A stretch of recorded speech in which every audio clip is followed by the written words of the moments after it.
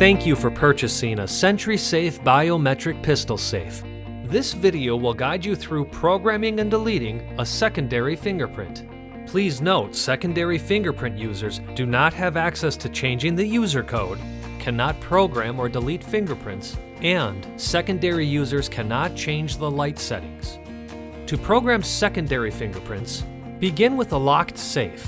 Enter your personalized user code on the digital keypad or open the safe with primary fingerprint. You cannot open the safe with the override key to program your fingerprints. Once opened, and within 10 seconds, press and hold keypad digit 2 for 3 seconds. The LED light will flash purple 2 times to indicate the safe is ready to accept a new secondary fingerprint. Place the secondary finger on the sensor. Once the LED light turns green, remove finger from sensor. Wait until the LED light turns blue, then place the same finger back on the sensor. Note that the LED light will turn green once for every successful scan. You will need approximately 5 successful scans.